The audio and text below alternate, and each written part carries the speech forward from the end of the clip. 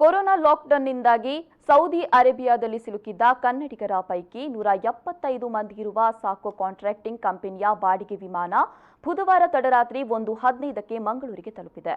ದಮಾಮ್ನಲ್ಲಿರುವಂತಹ ಸಾಕೋ ಕಂಪನಿಯ ನಿರ್ದೇಶಕರಾದಂತಹ ಅಲ್ತಾಫ್ ಉಳ್ಳಾಲ್ ಹಾಗೂ ಬಶೀರ್ ಸಾಗರ್ ರವರು ಈ ವಿಮಾನದ ವೆಚ್ಚವನ್ನು ಭರಿಸಿ ಬೇಕಾದಂತಹ ಎಲ್ಲಾ ವ್ಯವಸ್ಥೆಗಳನ್ನು ಮಾಡಿದ್ರು.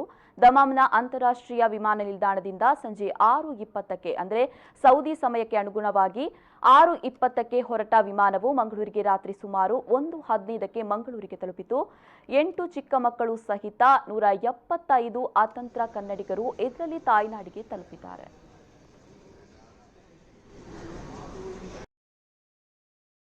ನಾನು ಫೆಬ್ರವರಿ 18ಕ್ಕೆ ಉಮ್ರಾ ಹಾಗೂ ವಿಸಿಟ್ ವೀಸಾದಲ್ಲಿ ಸೌದಿಗೆ ಬಂದಿದ್ದು, ಉಮ್ರಾ ಮುಗಿಸ್ಕೊಂಡು ಮಾರ್ಚ್ 15ಕ್ಕೆ ಏರ್ಪೋರ್ಟಿಗೆ ಹೋಗಿ ಬೋರ್ಡಿಂಗ್ ಪಾಸ್ ಎಲ್ಲ ಆದ ನಂತರ ಫ್ಲೈಟ್ ಕ್ಯಾನ್ಸಲ್ ಆಗಿ 3-4 ತಿಂಗಳಿಂದ ಇಲ್ಲೇ ಬಾಕಿಯಾಗಿದ್ದು ಯಾವುದೇ ಫ್ಲೈಟು ನಮಗೆ ಸಿಗಲಿಲ್ಲ. ಅದರಿಂದ ಹೀಗಾಗಿ ಸ್ಯಾಕೋ ಕಂಪನಿಯವರು ಅಲ್ತಾಫ್ ಉಳ್ಳಾಳ ಹಾಗೂ ಬಶೀರ್ ಸಾಗರ್ ಅವರು ನಮ್ಮ ಸಹಾಯಕ್ಕೆ ಬಂದು ನಮ್ಮನ್ನು ನಮ್ಮ ಊರಿಗೆ ನಮ್ಮ ಇಂಡಿಯಾಕ್ಕೆ ಕಳುಹಿಸಿ ನಮಗೆ ತುಂಬ ಉಪಕಾರವನ್ನು ಮಾಡಿದ್ದಾರೆ. ಯಾವುದೇ ತೊಂದರೆ ಆಗದಂತೆ ನಮ್ಮನ್ನ ತುಂಬ ಚೆನ್ನಾಗಿ ನೋಡಿಕೊಂಡು ನಮ್ಮ ಊರಿಗೆ ಕಳಿಸ್ಕೊಟ್ಟಿದ್ದಾರೆ. As well as Umrah, due to lockdown, I had to stay back here. I am a recurrent cancer patient on immunotherapy. I have to take my injections every 3 weeks. As the injection is very, very expensive here, I couldn't take the injection. I tried my level best to contact each and everybody to reach me back to India.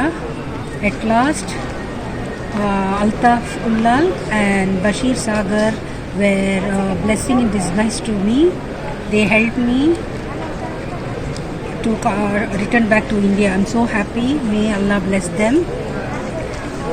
There was no flight under Vande Bharat mission to Mangalore. Due to the lockdown, I couldn't go back to India and I missed my immunotherapy. I tried a lot, but the immunotherapy injection is very, very expensive in Saudi. I contacted most of the businessmen, but nobody came to my help. However, I tried and got to know Sacco is hiring a flight. So I tried contacting Altaf Ullal and Bashir Sagar. Both, without a second thought, they were eager to help me. They asked me to send all my details, passport details, and today I'm so happy.